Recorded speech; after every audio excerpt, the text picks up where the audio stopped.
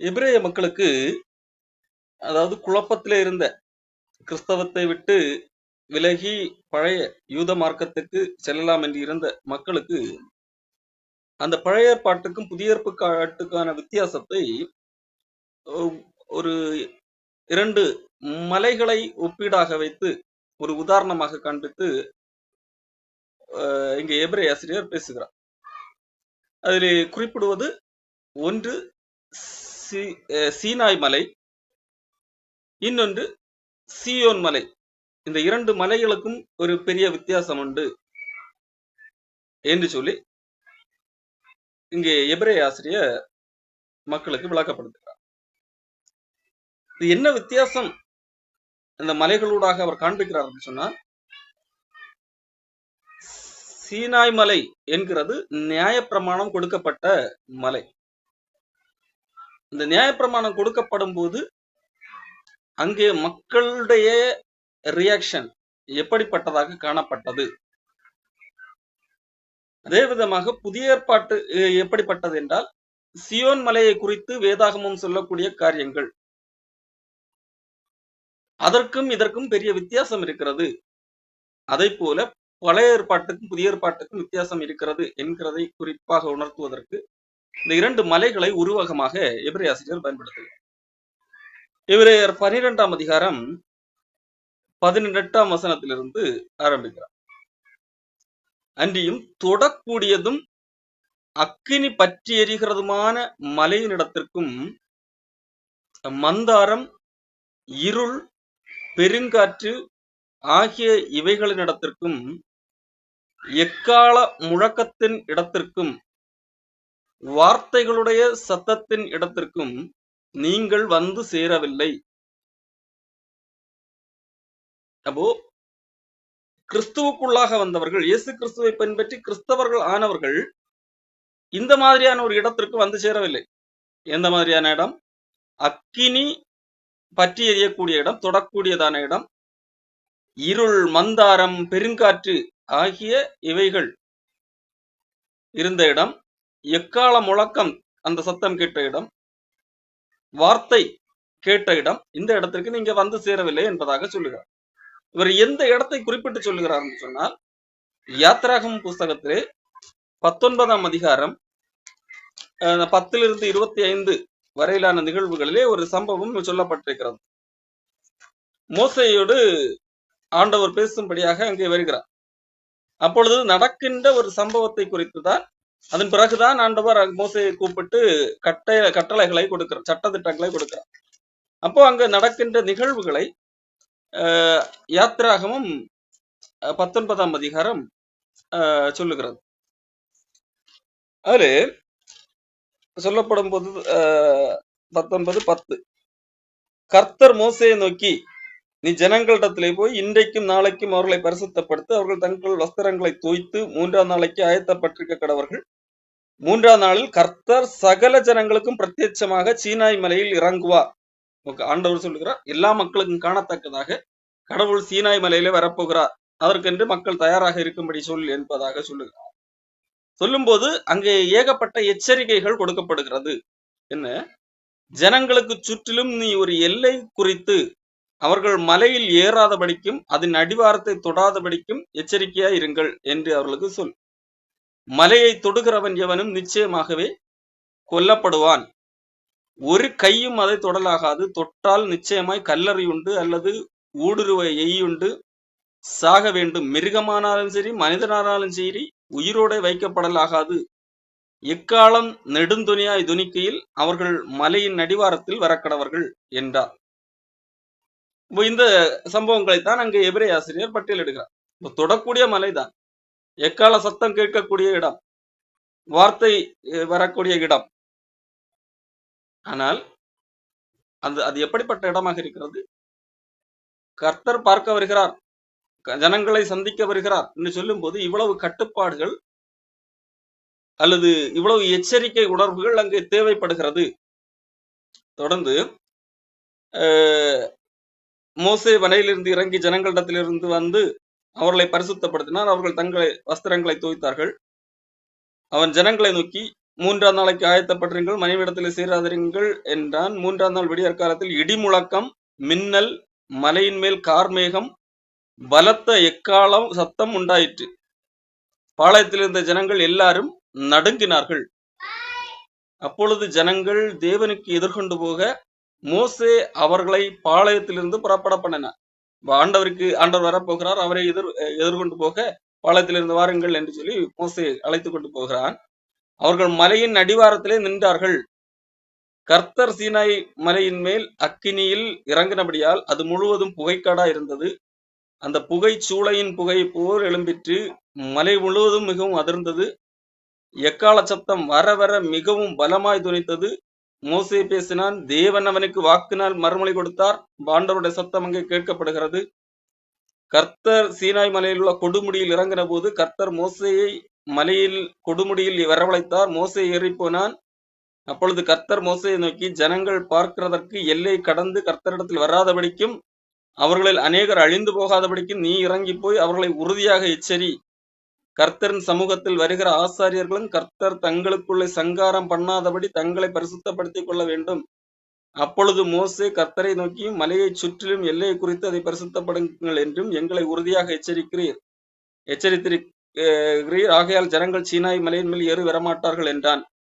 கர்த்தர் மோசையை நோக்கி, இறங்கிப்போ, பின்பு நீயும் ஆரோனும் கூடியேறி வாருங்கள். ஆசாரியர்களுக்கும் ஜனங்களும் கர்த்தர் தங்களுக்குள்ளே சங்காரம் பண்ணாதபடிக்கு எல்லையை கடந்து கர்த்தரத்தில் வராதிருக்க கடவர்கள் என்றார். அப்படியே மோசே இறங்கி ஜனங்களிடத்தில் போய் அதை அவர்களுக்கு சொன்னார். இப்ப இதுதான் அங்கே சீனாய் மலையில நடந்தது. ஆண்டவர் மக்களை சந்திக்க வருகிறேன் என்று சொல்லுகிறார். ஆனால் ஆண்டவர் கடவுளை சந்திக்க வேண்டும் என்றால் அது இவ்வளவு கட்டுப்பாடுகள் மிகுந்த ஒன்றாக காணப்படுகிறது. ஏனென்றால் கடவுள் தன்னை தாழ்த்தி மனிதர்கள் காணத்தக்க விதத்திலே அல்லது மனிதர்களுக்காக தன்னை சுருக்கி கொண்டு வெளிப்பட்டால் கூட மனிதர்களால் அந்த கடவுளுக்கு முன்பாக தாக்கு பிடிக்க முடியாது. ஆகவே தான் ஆண்டவரே பயமுறுத்தி, இதை தாண்டி வந்தால் சாக வேண்டும் என்கின்ற அந்த அளவுக்கு பயமுறுத்தி மக்களை வரக்கூடாது என்கிற அளவுக்கு சட்டம் போட்டு வைக்கிறார். அதைத்தான் அங்கே மோசேயின் காலத்தில் நடந்தது. அதைத்தான் இங்கே எபிரேய ஆசிரியர் மேற்கோள் காட்டுகிறார். இங்கே சொல்லுகிறார், தொடக்கூடிய மலைதான், ஆனால் தொட்டால் என்ன ஆகும்? கொல்லப்பட வேண்டும், செத்து போயிடுவார்.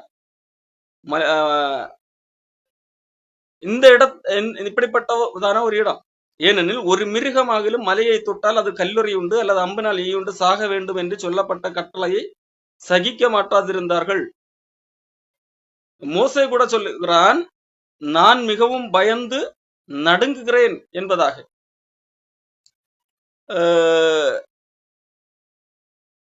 அந்த காட்சி அந்த அளவுக்கு பயங்கரமாக இருந்தது. மக்கள் மட்டும் பயப்படவில்லை.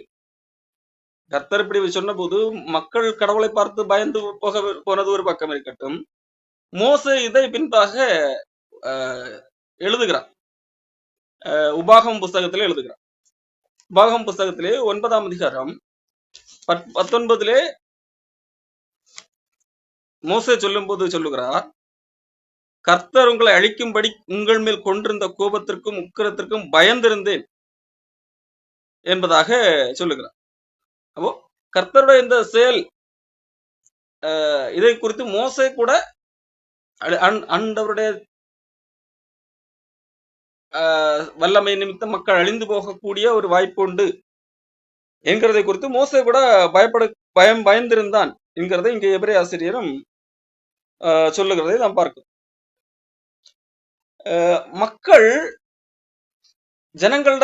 ஜனங்கள் மோசே இடத்துல என்ன சொன்னார்கள் தெரியுமா? நாங்கள் இங்கே இவ்வளவு தூரம் மலைக்கு கீழாக மோசைக்கு ஆண்டவர் விசேஷ அனுமதி கொடுத்து மலைக்கு மேலாக ஏறி வர சொல்லி இருக்கிறார். ஜனங்கள் இங்கே தூரத்திலே கீழே தான் நிற்கிறார்கள். அப்படிப்பட்ட சூழலே கூட மக்கள் என்ன சொன்னார்கள் தெரியுமா? நாங்கள் பயப்படுகிறோம், நீங்க கேட்டு சொல்லுங்க, நாங்க எங்களால தாக்கு பிடிக்க முடியவில்லை என்கிறது போல சொல்லுகிற நிகழ்வை வேதாகமத்திலே பார்க்க முடியும்.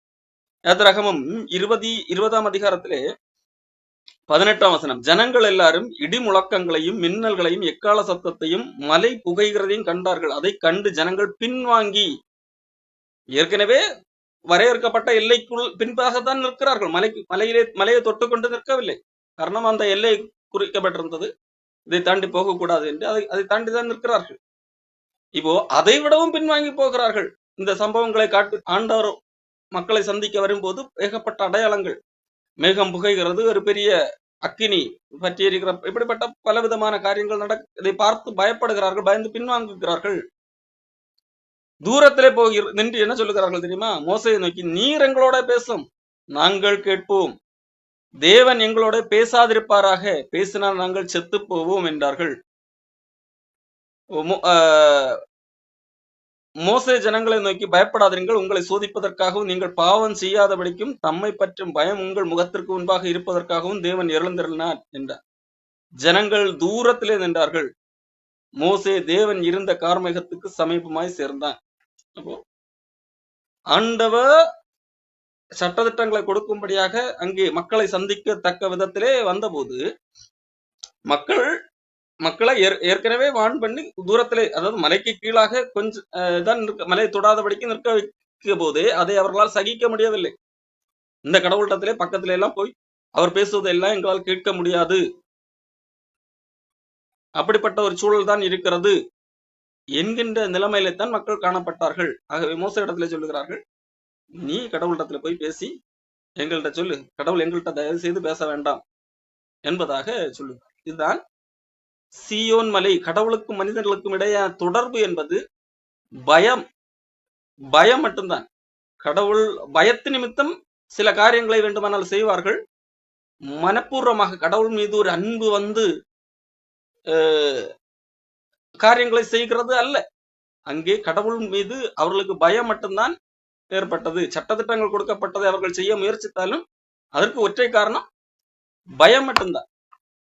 ஜனங்கள் கடவுள் எங்களிடத்திலே பேச வேண்டாம், நாங்க என்ன வேணாலும் செய்யறோம், நீ அதை கேட்டு சொல்லு என்கின்ற நிலைமையில தான் காணப்பட்டார். கடவுள் இந்த அளவுக்கும் இத்தனைக்கும் கடவுள் உண்மையிலே தன்னை முழுமையாக வெளிப்படுத்தவில்லை.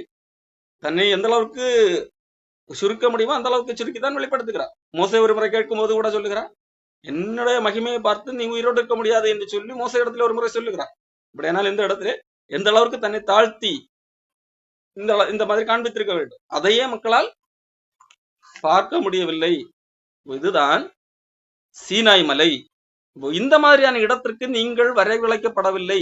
யாரை சொல்லுகிறார்? கிறிஸ்துவனிடத்திலே வந்தவர்கள். இப்போ கிறிஸ்துவனிடத்திலே வந்தவர்கள் அன்றைக்கு சீனாய் மலை இடத்திற்கு போன மக்களை போன்றவர்கள் அல்ல. அங்கே போனவர்கள் தேவனை பார்த்து பயப்படக்கூடிய சூழலில் தான் இருந்தார்கள். ஒரு உறவு அங்கே இல்லை என்கிறதைத்தான் இங்கே எபிரே ஆசிரியர் பதிவு பண்ணுகிறார். நீங்களோ, அப்ப நீங்கள் எந்த இடத்திற்கு வந்தீர்கள் என்று சொல்லி இன்னொரு மலையை அவர் ஒப்புமைப்படுத்துகிறார். சியோன் மலை, நீங்களோ சியோன் மலை இடத்திற்கு வந்திருக்கிறீர்கள் என்பதாக சொல்லுகிறார். அப்ப இதை ஏன் சியோன் மலையோடு ஒப்புமைப்படுத்துகிறார் சொன்னா, சியோன் மலையை உருவாக்கியது அல்லது அதை பிடித்தது தாவீது. எபூசியரிடத்திலிருந்து அதை பிடித்து அதை தன்னுடைய நகரமாக்க, தாவீதுடைய நகரமாக மாற்றுகிறார். அந்த தாவீதுடைய நகர சியோன் நகரத்தை குறித்து சங்கீதம் புஸ்தகத்திலே நாம் வாசிக்க முடியும். சொல்லப்பட்டிருக்கிறது, சியோனிலே கர்த்தர் எழுந்திருக்கிறார், சியோனிலே ஆண்டவர் வாசம் பண்ணுகிறார் என்கின்ற விதமாக நாம் அங்கே சங்கீதங்கள் புஸ்தகத்திலே பார்க்க முடியும்.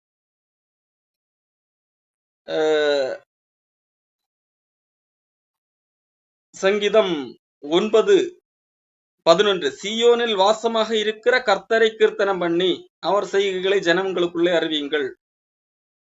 சங்கீதம் 2:6, நான் என்னுடைய பரிசுத்த பர்வதமாகிய சியோனில் என்னுடைய ராஜாவை அபிஷேகம் பண்ணி வைத்தேன். சங்கீதம் 14:7, சியோனிலிருந்து இஸ்ரவேலுக்கு ரட்சிப்பு வருவதாக, கர்த்தர் தம்முடைய சிறையிருப்பை திருப்பும் போது யாக்கோபுக்கு களிப்பும் இஸ்ரவேலுக்கு மகிழ்ச்சியும் உண்டாகும். இப்போ சியோன் என்கின்ற மலையை குறித்து மக்களுக்கு கடவுள் அங்கே இருக்கிறார், இங்கே கடவுள் வாசம் பண்ணுகிறார் என்கிற நம்பிக்கை இருக்கிற பட்சத்திலே, ஆனால் அந்த மலையை குறித்து மக்களுக்கு பயம் கிடையாது.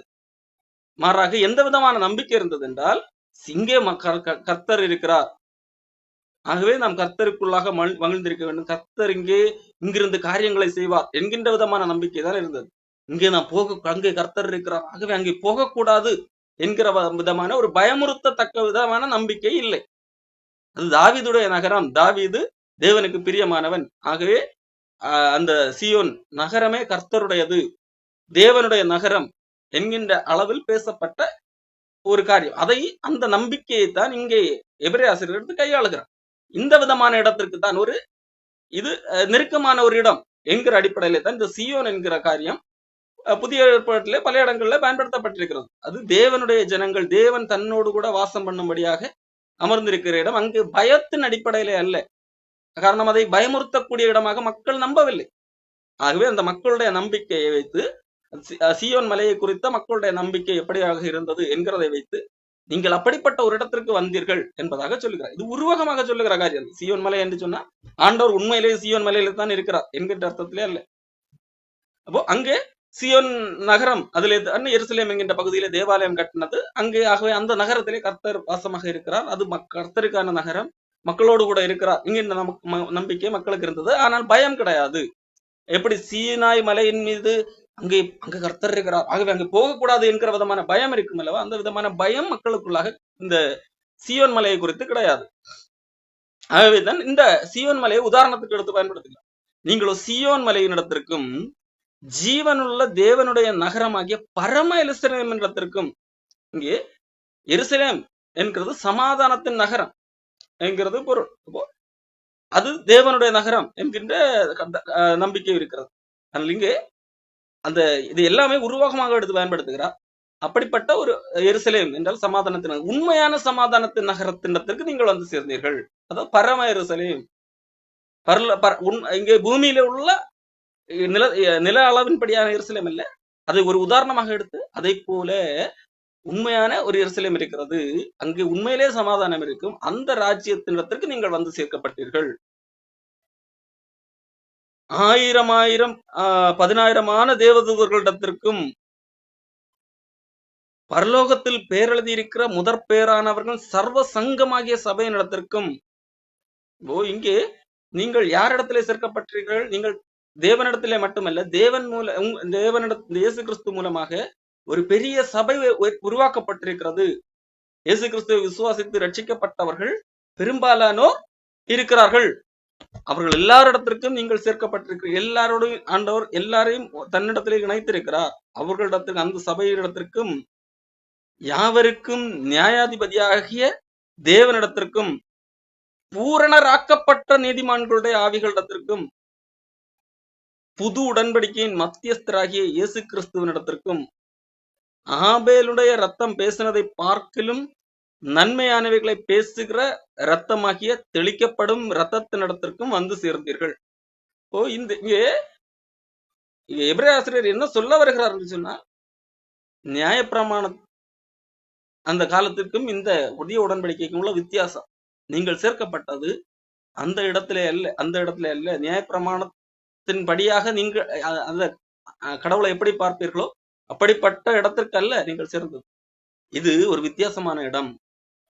இங்கே கடவுள் இருக்கிறா, அங்கே சமாதானம் இருக்கிறது, தேவனுடைய ராஜ்யம் இருக்கிறது. அப்படிப்பட்ட இடத்திற்கு நீங்கள் சேர்க்கப்பட்டீர்கள். அங்கே பயந்து பயந்து கடவுள் அங்கே இருக்கிறார், ஐயோ நாங்க பக்கத்துல போக மாட்டோம் என்கிற அடிப்படையிலான இடத்திலே அல்ல. இங்கே கடவுள் இருக்கிறார், அப்போ அங்கேதான் போக வேண்டும் என்கிற விதமான இடத்திற்கு நீங்கள் சேர்ந்தீர்கள். உண்மையான பரலோக ராஜ்யத்தில் சேர்ந்தீர்கள். 10,000 தேவதூதர்கள், எண்ணற்ற, 10,000 என்றால் எழுத்தின்படியாக 16 என்றல்ல, எண்ணற்ற தேவதூதர்கள், அவர்களிடத்திலே சேர்ந்தீர்கள். பரலோகத்திலே பேரெழுதப்பட்டிருக்கிற சர்வ சங்கமாகிய சபை. எது சபை என்று சொன்னால் ஒரு குறிப்பிட்ட இடத்திலே இருக்கிற அந்த சபை, அந்த மக்களோடு இணைந்தீர்கள், அப்படி அல்ல. இந்த உலகத்திலே இன்னொரு எண்டிலே இயேசு கிறிஸ்துவை விசுவாசிக்கிற ஒருவனும் அந்த பரலோகத்திலே பேரெழுதப்பட்ட சபையிலே, உண்மையான சபையிலே அங்கமாக இருக்கிறான். அந்த சபையில நீங்கள் சேர்க்கப்பட்டீர்கள். கொரிந்து சபை என்று சொல்லும் போது கொரிந்துல கூடி வருகிற மக்கள், தெசலோனிக்க சபை என்பது தெசலோனிக்க என்கின்ற பகுதியிலே உள்ள மக்கள் ஒன்றாக கூடும் போது அவர்களை தெசலோனிக்க சபை என்று சொல்லி அழைக்கப்படுகிறது. அதே போலதான் ஒவ்வொரு இடத்தை குறிப்பிடும் அந்த இடத்திலே உள்ள தேவனை பின்பற்றுகிற மக்கள். ஆனால் இங்கே சொல்லும் போது நீங்கள் அந்த குறிப்பிட்ட சபையில சேர்ந்தீர்கள், இந்த டினாமினேஷன்ல சேர்ந்தீர்கள் என்பதல்ல. பரலோகத்தில் பெயர் எழுதப்பட்டிருக்கிற, அப்படியானால் இயேசு கிறிஸ்துவை விசுவாசித்து இயேசு கிறிஸ்து இனி வரப்போகிறார் அல்லவா, அந்த காலம் வரைக்கும் இயேசு கிறிஸ்துவை எத்தனை பேர் விசுவாசித்திருக்கிறார்கள்? அவர்கள் ஏற்கனவே செத்து போனவர்களாக இருக்கலாம், அவர்கள் உலகத்தின் கடைகோடி முனையில் இருந்தவர்களாக இருக்கலாம். அவர்களுடைய பெயர்கள் பரலோகத்தில் எழுதப்பட்டிருக்கிறது. அவர்களுடைய அந்த சபையிலே அவர்கள் எல்லாரும் இணைக்கப்பட்ட கிறிஸ்துவின் சரீரமாகிய சபை, அவர்களோடு நீங்கள் இணைக்கப்பட்டிருக்கிறீர்கள். அதுதான் உண்மையிலே சபை. அந்த சபையிலே இணைக்கப்பட்டிருக்கிறீர்கள். யாவருக்கும் நியாயாதிபதியாகிய தேவனிடத்திற்குள்ளே இணைக்கப்பட்டிருக்கிறீர்கள். நியாயாதிபதியாகிய தேவனிடத்திலே நீங்கள் இணைக்கப்பட்டிருக்கிறீர்கள், சேர்ந்திருக்கிறீர்கள். அந்த நியாயாதிபதியை விட்டு ஐயோ இவர் நியாயாதிபதி பக்கத்திலே போக முடியாது என்று சொல்லி பயந்து ஓடவில்லை. நியாயாதிபதியாகிய தேவனிடத்திலே சேர்க்கப்பட்டீர்கள். நீதிமான்களுடைய ஆவிகளிடத்திற்கும் நீதிமான்கள் அவர்கள் மரித்தவர்களாக இருக்கலாம், ஆனால் அவர்களிடத்திலே சேர்க்கப்பட்டிருக்கிறீர்கள். புது உடன்படிக்கையின் மத்தியஸ்தராகிய இயேசு கிறிஸ்துவிடத்திலே சேர்க்கப்பட்டிருக்கிறீர்கள். ஆபேலுடைய ரத்தம் பேசினதை பார்க்கலும் நன்மையானவைகளை பேசக்கூடிய தெளிக்கப்பட்ட ரத்தம், அந்த இடத்திற்கு பேசப்பட்டிருக்கிறீர்கள். இது என்ன ஆபேலுடைய ரத்தம்? ஆபேலுடைய ரத்தம் சிந்தினது. ஆபேலுடைய ரத்தம் சிந்தின போது ஆண்டவர் அங்கே காயினிடத்திலே கேட்கிறார், உன்னுடைய சகோதரனாக ஆபேல் எங்கே என்று சொல்லி காயினிடத்திலே ஆண்டவர் கேட்கிறார். அதுக்கு அவனுக்கு நான் என்ன காவலாளியோ என்று கேட்கும் போது ஆண்டவர் சொன்ன ஒரு வார்த்தை இருக்கிறது, உன் சகோதரனுடைய ரத்தத்தின் சத்தம் பூமியிலிருந்து என்னை நோக்கி கூப்பிடுகிறது. இப்பொழுது உன் சகோதரனுடைய ரத்தத்தை உன் கையில் வாங்கி கொள்ள தன் வாயை திறந்த இந்த பூமியிலிருந்து சபிக்கப்பட்டிருப்பாய் என்பதாக அங்கே ஆண்டவர் சொல்லுவார். அப்போ அவளுடைய ரத்தம் உண்மையிலே அந்த ரத்தத்துக்கு வாய் இருந்தது, கூப்பிட்டது என்கிறத அர்த்தம் அல்ல. ரத்தம் பேசுமா என்று இல்ல, உருவமாக சொல்லப்பட்ட ஒரு காரியம். இப்போ ஆபேலுடைய ரத்தம் பேசினது என்று சொன்னால், ஆபேல் சாகும் போது வேதனையோடு ஐயோ இவன் பண்ணிவிட்டானே, எனக்கு என் சாவுக்கு ஒரு நியாயம் இல்லையா என்கின்ற அடிப்படையிலே கெஞ்சினதை ஆண்டவர் கேட்டார். ரத்தம் பேசினது என்றால் ரத்தம் பேசாது, இந்த ரத்தம் சிந்தின மனிதனுடைய ஏக்கத்தின் வெளிப்பாடு. அப்போ அது எப்படி இருக்கிறது? ஐயோ என்னுடைய சாவுக்கு ஒரு நியாயம் வேண்டும் என்கின்ற அடிப்படையில இருந்திருக்கும். ஆனால் அதை பார்க்கலும் இது நன்மையானவைகளை பேசக்கூடிய ரத்தம், இயேசு கிறிஸ்துவ ரத்தம். இயேசு கிறிஸ்து என்ன சொன்னார்? இயேசு கிறிஸ்துவின் ரத்தம் என்ன பேசுகிறது? ரத்தம் பேசுகிறால் ரத்தம் பேசவில்லை, ரத்தத்தை சிந்தனவர் பேசுகிறார். என்ன பேசுகிறார்? பிதாவை, இவர்கள் தாங்கள் செய்கிறது இன்னதென்று அறியாதிருக்கிறார்கள், இவர்களை மன்னியும். அப்போ நன்மையானவை பேசின ரத்தம் அது. ஆகவேதான் அந்த ஒப்பீடு காண்பிக்கப்படுகிறது. அந்த ரத்தத்திற்கு சேர்க்கப்பட்டீர்கள். ரத்தம் சிந்தினவர்களையே மன்னித்து ஏற்றுக்கொள்ளக்கூடிய அந்த இடத்திலே நீங்கள் வந்திருக்கிறீர்கள்,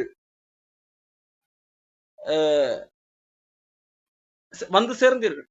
இதுதான் நீங்கள் இந்த நியாயப்பிரமாணத்துக்கும் புதிய உடன்படிக்கைக்குமான அந்த வித்தியாசத்தை காண்பிப்பதற்காக இந்த மாதிரி ஒப்பீடை எபிரேய ஆசிரியர் வைக்கிறார். அப்போ முன்பு இருந்த நிலைமை, கடவுளை பார்த்து பயந்து கொண்டிருந்தீர்கள். ஆனால் இப்பொழுதோ பயப்பட தேவையில்லை, அன்பின் அடிப்படையிலே ஆண்டவர் தன்னை காண்பித்து அழைக்கிறார். இப்படிப்பட்ட ஒரு இடத்திற்கு சேர்ந்தீர்கள்.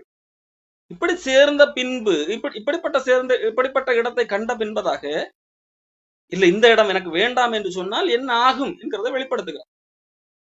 25ஆம் வசனம், எபிரேயர் 12:25, பேசுகிறவருக்கு நீங்கள் செவி கொடுக்க மாட்டோம் என்று விலகாதபடிக்கு எச்சரிக்கையாக இருங்கள். பேசுகிறவருக்கு நீங்கள் செவி கொடுக்க மாட்டோம் என்று சொல்லி விலகாதபடிக்கு எச்சரிக்கையாக. ஆண்டவர் பேசிக்கொண்டிருக்கிறார். எந்த அடிப்படையிலே? அன்றைக்கு பேசும்போது உங்களுக்கு பயமுறுத்தும் விதத்திலே இருந்தது. ஆண்டவர் தன்னுடைய பரிசுத்தத்தை காண்பிக்கிறார். அவரிடத்துல சேருகிறவர்கள் தங்கள் மிக தூய்மை உள்ளவர்களாக இருக்க வேண்டும் என்று சொல்லி சரீர ரீதியிலான சடங்குகள் தங்களை தூய்மைப்படுத்தவர்களாக காண்பிக்க வேண்டி இருந்தது. ஆனாலும் மலையிடத்திலே தொடக்கூடாத காரியங்களாக இருந்தது. ஆனால் இங்கே ஆண்டவர் இயேசு கிறிஸ்து தன்னுடைய இரத்தத்தை சிந்தி மனிதர்கள் கடவுளிடத்திலே சேருவதற்காக சேர முடியாது, உண்மையிலே சேர முடியாது. ஆனால் சேருவதற்காக தன்னையே பலியாக ஒப்பு கொடுத்தார். ஆகையால் இரக்கத்தின் அடிப்படையில சேர்க்கலாம். அங்கு அன்பு இருக்கிறது. அந்த சமாதான நகரத்தில் இணைந்து கொள்ளலாம், பரலோகத்திலே தேவதூதர்களோடு கூட இணைந்து கொள்ளலாம் என்கின்ற ஒரு வாய்ப்பை ஏற்படுத்தி தந்திருக்கிறார். அப்படியானால் அதை நீங்கள் பேசுகிறவருக்கு எதிர்த்து நின்றால் என்ன ஆகும்? எதிர்த்து நிற்காதபடிக்கு எச்சரிக்கை. ஏனெனில் பூமியிலே பேசினவருக்கு செவி கொடுக்க மாட்டோம் என்று விலகினவர்கள் தப்பி போகாமல் இருக்க, பூமியிலே பேசினவர் என்றால் அன்றைக்கு சீனாய் மலையிலே பேசினவர், அந்த தேவனுக்கு செவி கொடுக்காமல் தப்பி போனவர்கள், அவர்கள் செவி கொடுக்காமல் விலகினவர்கள் தப்பி போகவில்லை. அப்படி இருக்க பரலோகத்தில் இருந்து பேசுகிறவை நாம் விட்டு விலகினால் எப்படி தப்பிப்போ? அப்ப இங்க ஒரு ஒப்பீட வைக்கிறார்.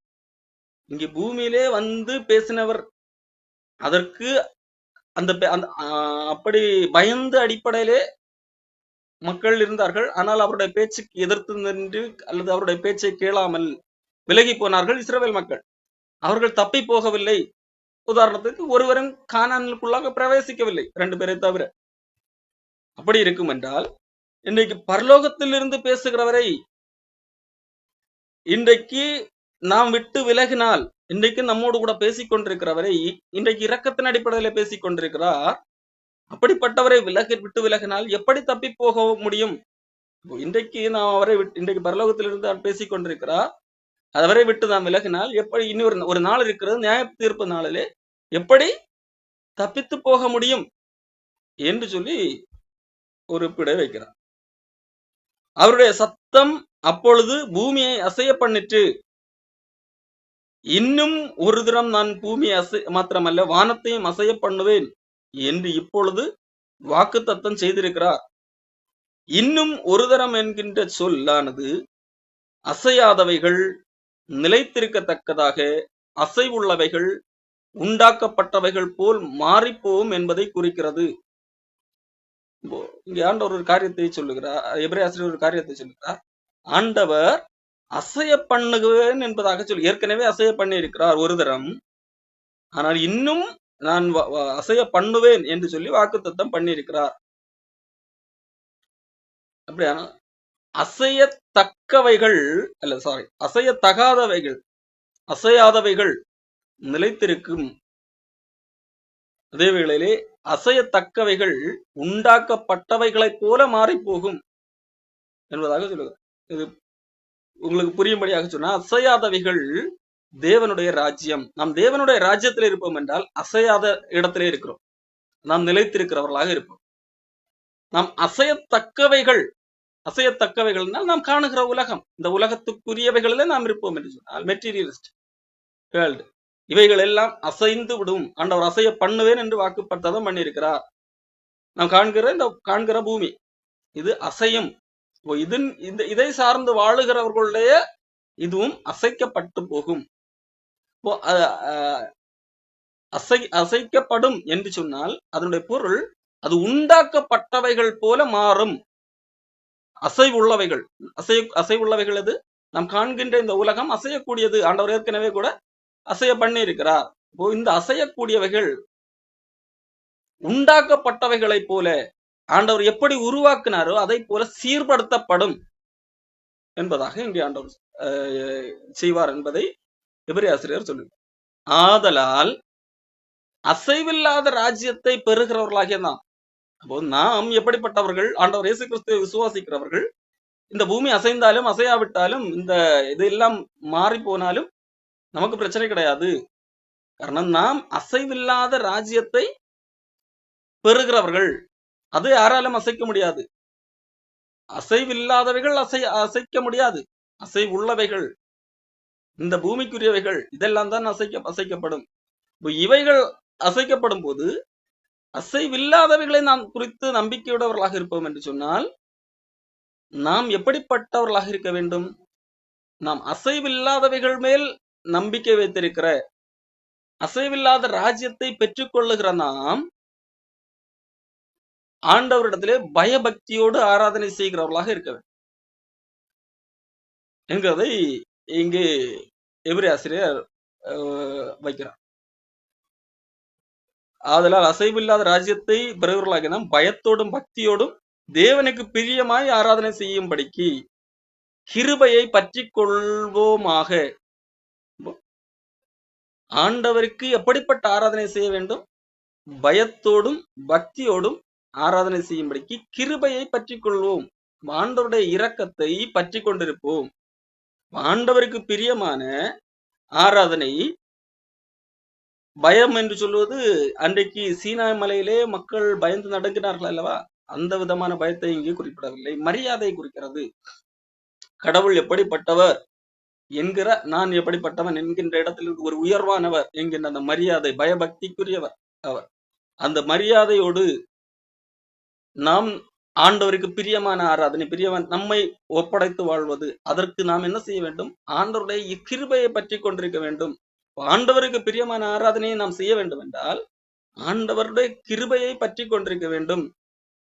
ஆண்டவருடைய கிருபையை பற்றி கொண்டிருக்கிறது என்றால் ஆண்டவர் இரக்கத்தால் தான் என்னை மீட்டிருக்கிறார், என்னுடைய செயலால் நான் மீட்கப்படவில்லை என்கின்ற அந்த அதை உணர்ந்து அதற்கு ஏற்றபடி வாழ்வது. கிருபையை பற்றி கொண்டிருப்போமாக. அடுத்த ஒரு காரியத்தை சொல்லுகிறார், நம்முடைய தேவன் பட்சிக்கிற அக்கினியாக இருக்கிறாரே. இங்கே பட்சிக்கிற அக்கினியாக இருக்கிறாரே என்று ஏன் சொல்லுகிறார்? பழைய ஏற்பாட்டிலிருந்து ஆண்டவர் சொன்ன வார்த்தைகளைத்தான் இங்கு எபிரேய ஆசிரியர் மேற்கோள் காட்டுகிறார். பல இடங்கள்ல ஆண்டவர் இந்த பட்சிக்கிற அக்கினி என்கின்ற வார்த்தையை பயன்படுத்தியிருக்கிறார். யாத்திராகமம் 24:17 மலையின் கொடுமுடியிலே கர்த்தருடைய மகிமையின் காட்சி இஸ்ரவேல் புத்திரருடைய கண்களுக்கு பட்சிக்கிற அக்கினியை போல் இருந்தது.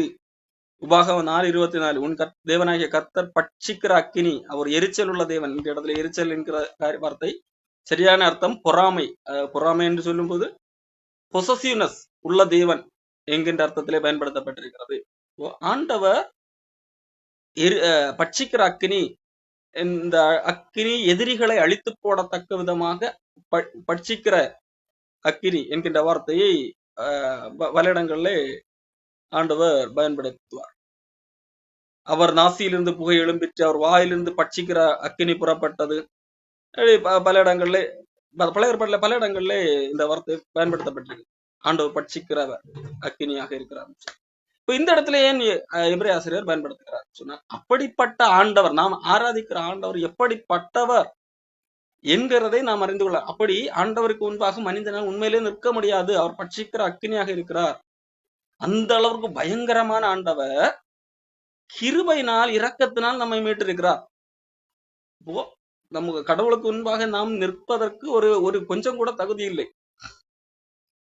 ஒரு ஒரு உண்மை, ஒரு மனிதனுக்கு முன்பாக ஒரு எறும்பு நின்றால் ஒரு மனிதன் எப்படி பார்க்கும்? பெரிய ஆளாக பார்க்கும் அல்லவா? அதே போலத்தான் நாம் கடவுளை பார்க்க வேண்டும் என்றால் அது பெரிய ஒரு கடவுளுக்கு முன்பாக ஒரு எறும்பு அளவுக்கு கூட நாம் இல்லை என்கின்ற அந்த உண்மையை தான் புரிந்து கொள்ள வேண்டும். கடவுள் அந்த அளவுக்கு பயங்கரமானவர். இரக்கத்தின் அடிப்படையிலே, கிருபையின் அடிப்படையிலே ஆண்டவர் நம்மை தன்னோடு சேர்த்திருக்கிறார். அந்த அப்படி சேர்க்கப்பட்ட இடத்திலே நாம் வரும்போது ஆண்டவர் எப்படிப்பட்டவர் என்கிறதை நாம் மறந்து விடக்கூடாது. எப்படிப்பட்ட ஆண்டவரிடத்திலே நாம் சேர்ந்திருக்கிறோம் என்பதை மறந்து விடக்கூடாது. அப்படிப்பட்ட பயங்கரமான ஆண்டவர் இரக்கத்தின் அடிப்படையிலே தன்னை தாழ்த்தி என்னை அவருக்கு சமமாக்க வைத்திருக்கிறார். அந்த அதை புரிந்து கொண்டு நான் அவருக்கு ஆராதனை செய்ய வேண்டும், அதாவது அவருக்கு பிரியமாக வாழ வேண்டும். அதுதான் இங்கே எபிரேய ஆசிரியர் சொல்ல வருகிறார். மாறாக ஆண்டவர் கிருபை தந்து விட்டார் என்கிறதை லேசாக, அதாவது அது ஒரு அட்வான்டேஜாக எடுத்துக்கொண்டு அவரை மட்டம் தட்டும் விதமாக நடந்து கொள்வது, அவருடைய வேல்யூ தெரியாமல் நடந்து கொள்ளக்கூடாது என்கிறதற்காகத்தான் இந்த வார்த்தையை அவர் பயன்படுத்துகிறார். நம்முடைய ஆண்டவர் இரக்கமுள்ளவர். மேலே சொல்லும் போது நம் சீயோன் மலை எப்படிப்பட்ட இடத்துக்கெல்லாம் சேர்ந்திருக்கிறோம் என்பதை சொல்லுகிறோம் அல்லவா, அல்லது சொல்லுகிறார் அல்லவா? அதை வைத்துக்கொண்டு நான் இப்ப ஆண்டவரின் சமம் தான், ஒரே சீட்ல இருக்கிறோம். அப்போ என்னது, அவருடைய வேல்யூ தெரியாமல் போய்விடக்கூடாது. அவர் எப்படிப்பட்ட ஆண்டவர்? பட்சிக்கிற அக்கினியாக இருக்கிறவர். அவர் இரக்கத்தின் அடிப்படையில் நம்மை தேர்ந்தெடுத்திருக்கிறார். ஆகவே அந்த அடிப்படையிலே அவருக்குரிய மரியாதை, அந்த பயபக்தியோடு நாம் அவருக்கு பிரியமான ஆராதனை செய்ய அவருடைய இரக்கத்தை பற்றி கொண்டிருக்க வேண்டும். இரக்கத்தின் அடிப்படையில் தான் நாம் மீட்கப்பட்டோம் என்கிறத ஒரு காலம் மறந்துவிடக் கூடாது என்கிறத இங்க எபிரேய ஆசிரியர் அங்கே மக்களுக்கு புரிய வைக்கிறார்.